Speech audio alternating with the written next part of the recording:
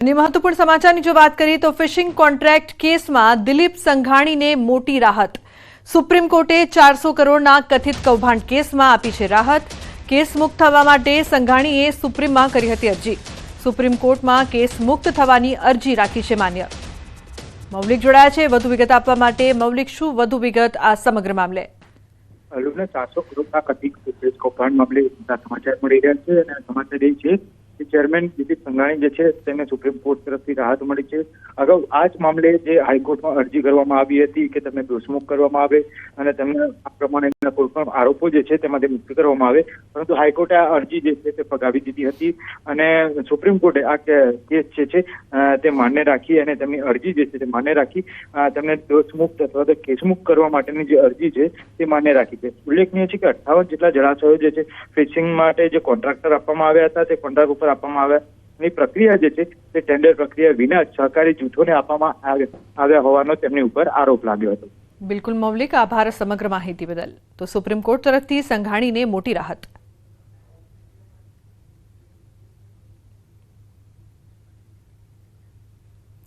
નવસારીમાં તસ્કરોએ હદ વટાવી છે। મહિલાને ધમકી આપી ધોળા દિવસે લૂંટ ચલાવવામાં આવી।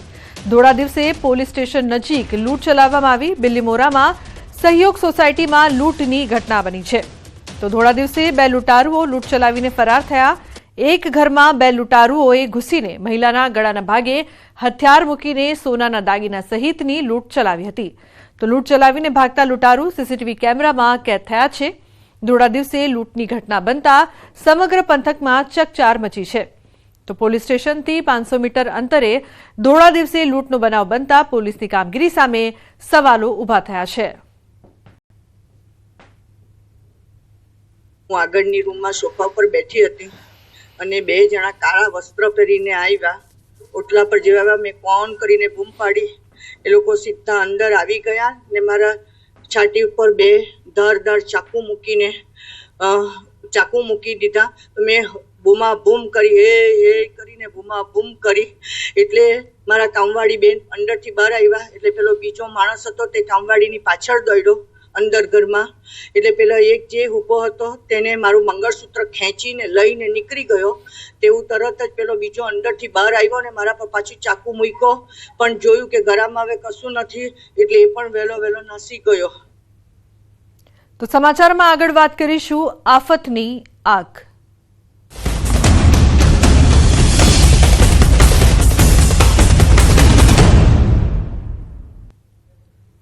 તો સુરતમાં કાપડ માર્કેટમાં लागेली आग महद अंशे काबूमां आवी छे। 30 कलाक बाद आग पर अमुक अंशे काबू। हाल पण त्रीजा अने चौथा माळे आग। मार्केटमां अंदाजे 850 थी वधु दुकानों बळीने खाक थई छे। लाखों लीटर पाणीनो मारो चलावायो छे, त्यारे हाल तो 57 जेटली मार्केट बंद राखवा फोस्टा द्वारा जाहेरात करवामां आवी छे, जेथी फायरनी कामगीरीने कोई विक्षेप न पड़े ते माटे निर्णय लेवामां आव्यो छे। कलेक्टर अने सूरत पोलीस कमिश्नर घटना स्थळे दौड़ी आव्या। हवे सौथी मोटी वात तो ए छे के त्रीजा अने चौथा माळे कंजेस्टेड एरिया होवा छतां एनओसी कई रीते आपवामां आवी तेने लईने सवालो उठी रह्या छे। तो कापड़ मार्केटमां लागेली आग महद अंशे काबूमां आवी छे। 30 कलाक बाद आग पर अमुक अंशे काबू मेळवायो छे। हाल पण त्रीजा अने चौथा माळे आग यथावत छे। फायर विभाग द्वारा तेने काबूमां लेवा माटे प्रयास करवामां आवी रह्या छे। उल्लेखनीय छे के 30 कलाक थई चूक्या छे, परंतु हजू पण संपूर्णपणे आग पर काबू नथी मेळवायो। लाखों लीटर पाणीनो मारो चलावायो छे। આગના કારણે વેપારીઓને કરોડો રૂપિયાનું નુકસાન થયાનું પણ અનુમાન છે। અનેક સવાલો ન્યૂઝ 18 ગુજરાતી પણ ઉઠાવી રહ્યું છે। कंजेस्टेड एरियामां एनओसी कई रीते अपाय ते मोटो सवाल छे, कारण के एनओसी आपता पहला केटला क्राइटेरिया जोवा पड़ता होय छे। अहीं जे समग्र विस्तार छे ते कंजेस्टेड छे। आग पर काबू मेळव्या बाद फरी केवी रीते लागी आग ते पण मोटो सवाल અહીં उपस्थित થઈ રહ્યો છે।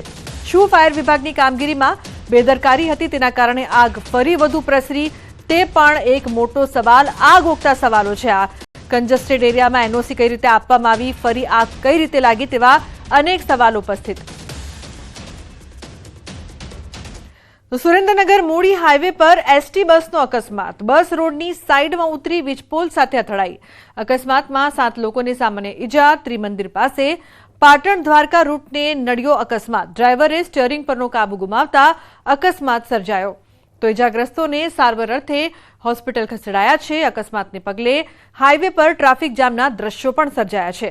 સદનસીબે કોઈ જાનહાનિનો બનાવ નહીં બનતા મોટી દુર્ઘટના ટળી છે। તો બીજી તરફ મહેસાણાના ધોબીઘાટ વિસ્તારમાં આવેલી સરકારી વસાહતમાં નશાખોરો માટે જાણે નશાનો અડ્ડો બની ગયો હોય તેવા દ્રશ્યો સામે આવ્યા છે। આ જર્જરિત વસાહત ઘણા સમયથી બંધ છે, જેનો લાભ ઉઠાવી નશાખોરોએ આ જગ્યાને પોતાનો અડ્ડો જ બનાવી લીધો છે। અહીં ઠેર ઠેર દારૂની ખાલી બોટલો અને પોટલીઓ જોવા મળી રહી છે। દારૂ પીવા માટે જરૂરી ગ્લાસ અને નમકીનના ખાલી પડીકા મોટા જથ્થામાં જોવા મળ્યા। વસાહતની અંદર તેમજ બિલ્ડિંગની બહાર પણ આવા જ દ્રશ્યો જોવા મળ્યા છે।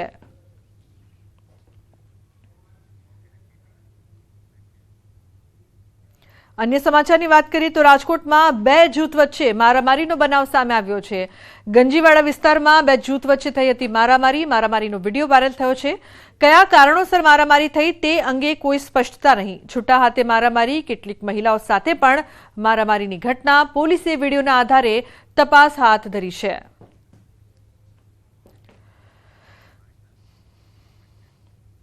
અન્ય સમાચારની વાત કરીએ તો દ્વારકાના ખંભાળિયામાં રખડતી રંજાડતી લોકો પરેશાન। ખંભાળિયામાં સતત બીજા દિવસે પણ આંખલાનો આતંક સામે આવ્યો છે। ખંભાળિયાના સોની બજારમાં આંખલા યુદ્ધના દ્રશ્યો સામે આવ્યા, ત્યારે ફરી ટાઉનહોલ નજીક ફરી આંખલા યુદ્ધના દ્રશ્યો જોવા મળ્યા।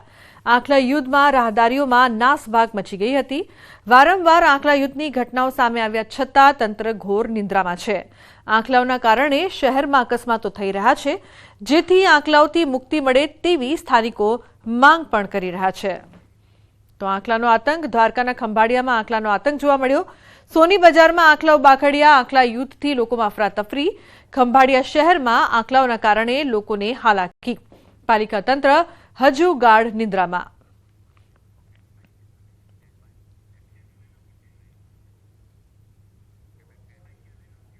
અને મહત્વપૂર્ણ સમાચાર, ધોરણ 12ની બોર્ડની પરીક્ષાનો આજથી પ્રારંભ થયો છે। વિજ્ઞાન પ્રવાહમાં આજે ફિઝિક્સ અને સામાન્ય પ્રવાહમાં અર્થશાસ્ત્રનું પેપર।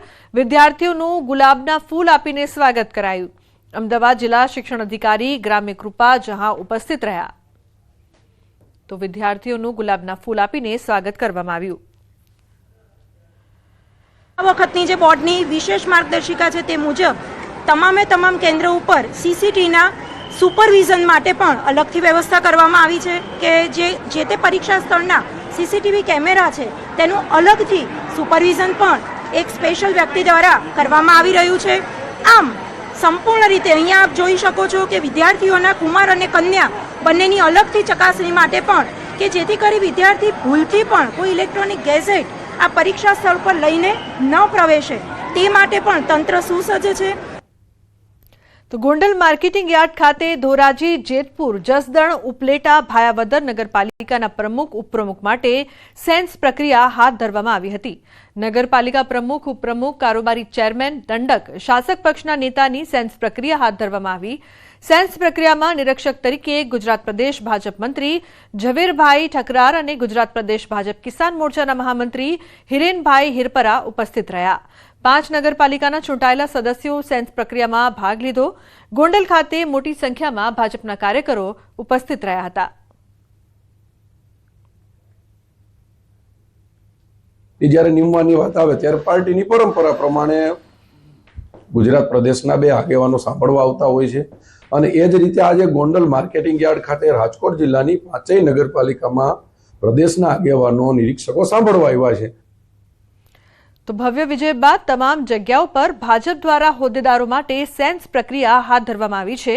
જૂનાગઢ જિલ્લાની 6 નગરપાલિકા તેમજ રાજ્યમાં માત્ર 1 જૂનાગઢ મનપાની ચૂંટણી યોજાઈ હતી, જેમાં ભાજપે 60 બેઠકોમાંથી 48 બેઠકો પર વિજય પ્રાપ્ત કર્યો છે।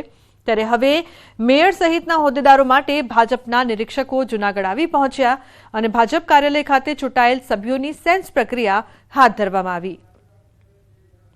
જૂનાગઢ મહાનગરપાલિકામાં આજે જે ચૂંટાયેલા સભ્યશ્રીઓને સાંભળી અને તેમનામાંથી જ અમે ચયન કરી અને એના સિવાય પણ જે જિલ્લાના મહાનગરના પદાધિકારીશ્રીઓ છે એમની સાથે પણ એમનો પણ સેન્સ લઈ એમને પણ સાંભળીશું અને ત્યારબાદ સાંજે સંકલન સમિતિ જે જિલ્લાની હશે તે મળશે અને એમાં અમે 1, 2, 3 એ રીતે મેયરશ્રી, ડેપ્યુટી મેયરશ્રી, કારોબારી સમિતિના અધ્યક્ષશ્રી, દંડકશ્રી અને પક્ષના નેતા આ પ્રકારના 5 પદ માટેના નામો નક્કી કરીશું. તો છોટા